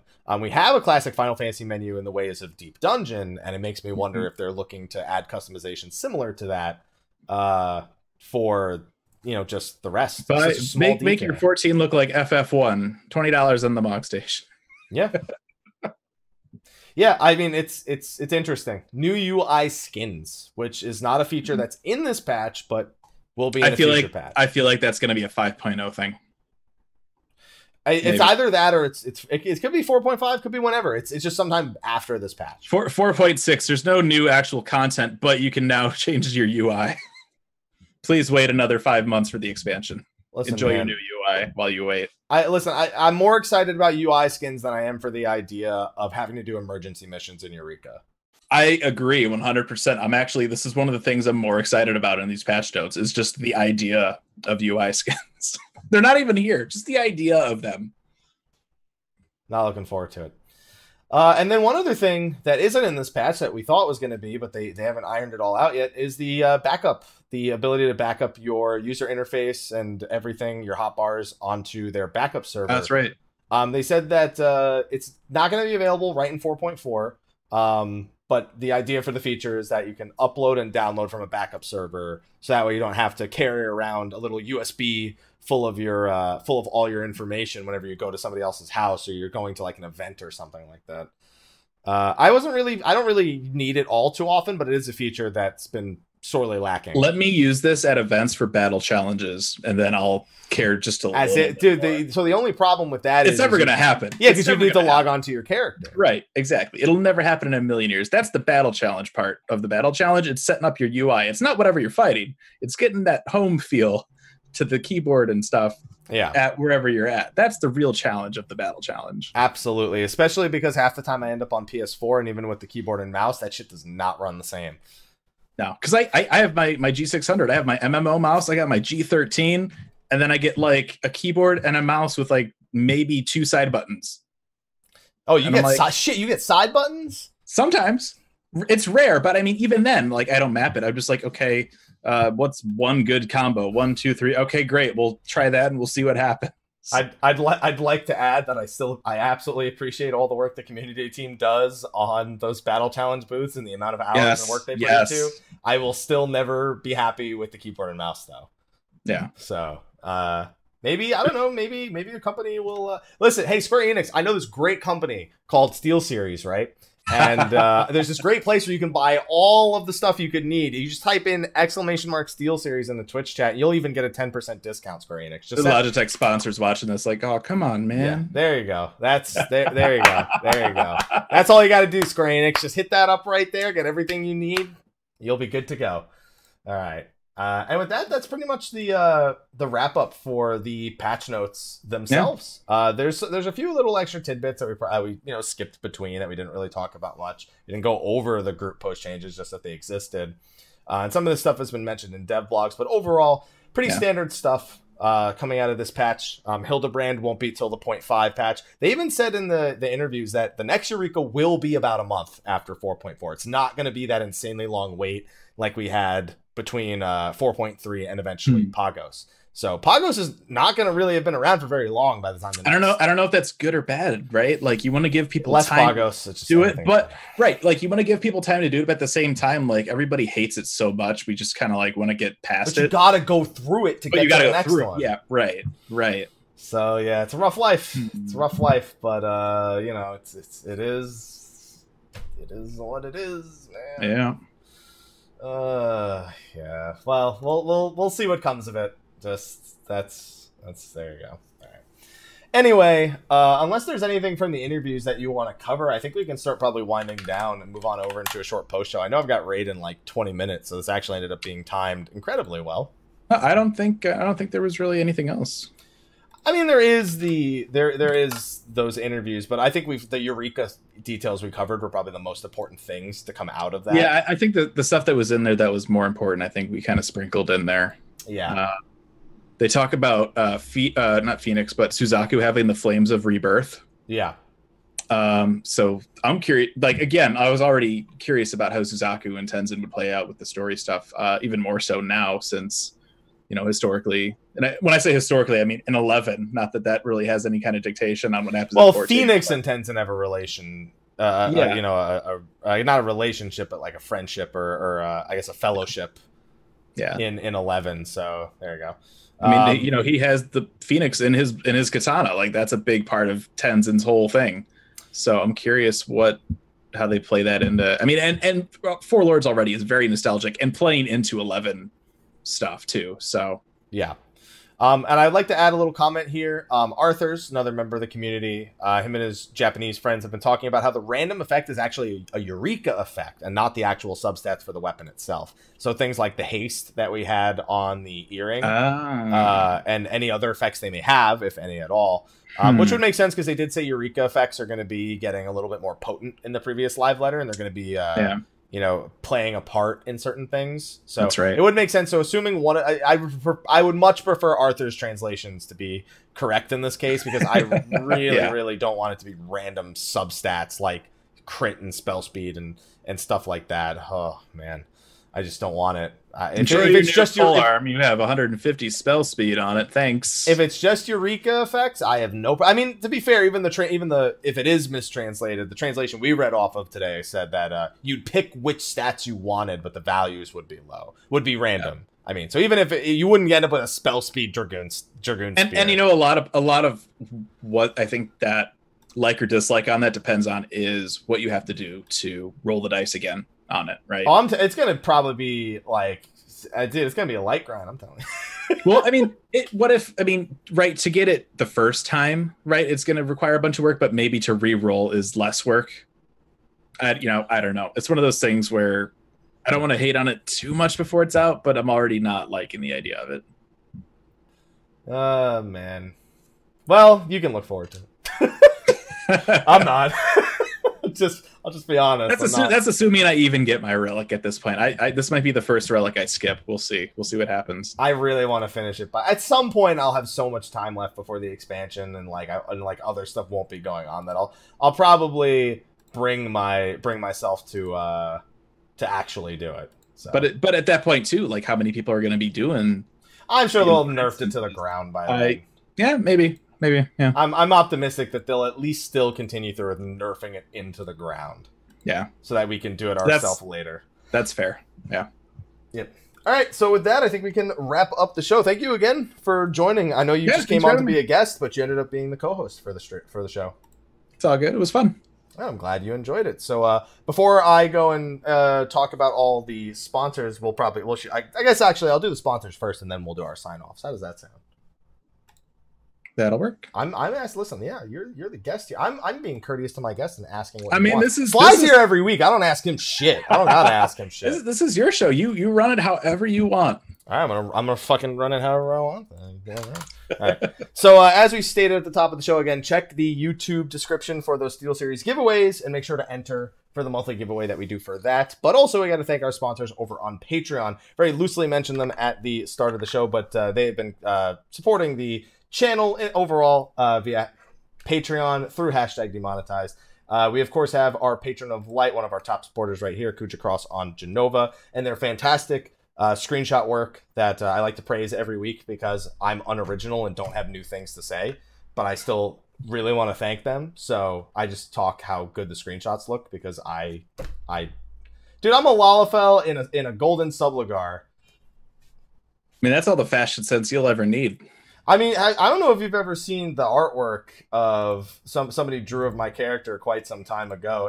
It really is just a wonderful thing. Let me see if I can pull it up while we still have this on the screen. I don't know if I have it on my hard drive or if I have it in my pictures section, but let's see. Do I have it? No, I don't see it, and I don't really want to go looking for it for all too long. But it's a picture of my character in their Subligar, and on the back of the Subligar, it just says juicy. And so, again, like you said, that's about how much fashion sense I have. But I don't have it in my picture section. I'm not going to go digging for it any deeper. So thank you again, Khuja Cross on Jenova, for being the patron of light. We still have plenty of other patrons to name, though. And I hope you're ready for this list, because this list can take a while. Yeah, you ready? Yeah, let's go. Let's do it. Everyone else makes funny faces when I start doing it, so I'm not going to look at you to see if you do a funny face. Right. I mean, I can make faces through the whole time if you want. And you can do whatever you like, because I'm not going to be looking. We have our State of the Realm standard sponsors. We have Senshi, we have Crimson and Talia Swift of Coworld, Just One Fox, Shadow Link on the Tonberry server, Dom, Asuka Wake from Jenova, Lamilionella of Midgard-Summer, Serren the Avalanche family on Malboro, Janu Ayatsu, Kifka and the Great Eagles on Exodus, Dark Graver, Katayoshi, Skia Symphonia from Ragnarok, Rozefin from Exodus, Finalator Westos, the Purple Warrior, Yadric Red Steel on Exodus, Lexxie Valentine, Mantaru and the Rivivus FC from Zodiark, Sour Cream and Tribes from Jenova, Rynoet Chikara, Goetia Valfer of Serren, Hersh of Faerie, Phoenix Down FC on Goblin, and Serren from Zodiark. Then we have our elite State of the Realm sponsors. We have Shinka, we have Casual Heroes FC on Midgard-Summer, Tatacha Taka of Hyperion, Kano Izuki on Jenova, Yu Starla on Coworld, Sathal, Sarah Frost from Behemoth, Diablo, Holy Tabasco, Red Thorn Asura, Kernai Oni, Askin Hawk from Shiva, Crass 015, Mustang, the Serenity FC on Ultras, Kat Kazuma, Serial Kira on Cactar, Ignis Fairgun from Diablos, Celestia of Fanfrit, Not Cordis from Excalibur, Corvus Moonscar, Private Mikey, Spike, Nighty Kirasami, Rudy Rudiger, Tin Colossus, Killer Hackman, Roll Jr., and Killtastic Jones. Man, you thought Killshot from Eminem was dope? You got to hear my rap of Patreon names. I should have dropped a beat for you there. Dude, listen, after Killshot today, that's it. Even I'm dead after listening to Killshot. That's I'm done at this point. I was looking forward to that, and that picked my day up real quick. But anyway, with that, why don't we do our side? Thank you again to our Patreon sponsors. Didn't mean to go into a rap god style pitch right there, but it just kind of worked out that way. So anyway, why don't we tell them again? I'm gonna let you do your shout out for the second time, so you can tell everyone where they can find you at. So go for it, Fusion. You can find me over on Twitter at Raffledurg. You can also find me over at Gamerescape all the time. 8th Right Radio, we're gonna do our 9-year anniversary episode next Saturday at 3 p.m. Eastern. That's noon Pacific. We're gonna be doing some giveaways, some really cool stuff. We are going to be making them for followers only. So if you want the really good stuff, you have the rest of today to follow us over on Gamerescape to be able to get a chance to win a signed Primals CD. So not a lot of those around. So if you want one of those, make sure to check that out. The post is right up on the front page over at Gamerescape.com. All right. Thank you, Fusion. And I just want to make sure I did get your name tags right. Yes, because I almost wrote Fusion and then Fusionx as the Twitter, and I wanted to make sure it says Raffle Dragoon. It happens all the time. It's all good. Like I said, better to be rolling on the floor than rolling on the floor laughing than dying. Yeah. So anyway, and then I'm the other host, Michael, Mr. Happy Performer. Of course, you can find me, Mr. Happy 1227, Twitter, Twitch, Facebook, YouTube, Instagram, all those places, and of course, 4.4 around the corner. We're gonna have a lot of stuff on the YouTube channel. We've also done some stuff reinvigorating the Final Fantasy XIV Healer Happy series, Final Fantasy XI playthrough series. Those are being set up as more of things I can record like weeks, months in advance, so that way I at least have some sort of content uploading on those days if I don't have anything else, or I have some sort of event in my life that makes it so I'm unable to release any other videos on those days. On top of that, MapleStory 2 is going to be a thing in October. I will be playing that. I am planning on diving deep into MapleStory 2 when it goes in the head start on October 1st and then launches on October 10th. Sly's in the chat also. Again, shout out to him. He wasn't able to make the show today because he's currently hunkering down through Hurricane Florence. So if you came in late and you didn't hear that earlier, he was without power and thus couldn't join us for the show. It's okay because Sly's still been on more shows than I have. So it's not like he's really missed out on more than I have. You know, I just said, no, I'm not doing the show. I got Raid. So now we schedule it around Raid, and Raids don't take 5 weeks like they did back in Gordius. So it works a lot better if I'd stop swabbling my head from left to right. So send him your energy that he gets through Hurricane Florence safely, and that to anyone who's watching who may have dealt with or is currently dealing with Hurricane Florence as well. But with that, we're going to move on into a very short post-show before my Raid leader starts being like, yo, where the fuck are you? So, thank you again for watching. The show again will be next Friday. I said it at the beginning of the show. I don't want to have anyone asking me when it's going to be. It's going to be Friday. I said it twice now. Okay? No more people asking me all week and not asking. Sly had to tweet it on Tuesday because 1 million people asked him. And I was like, I said it at the end of last week. Please. So next Friday. The same bat time, same bat place. So let's go on into the post show. Thank you everyone for watching, and Sly will be here next week, and then I will be too. So, bye-bye.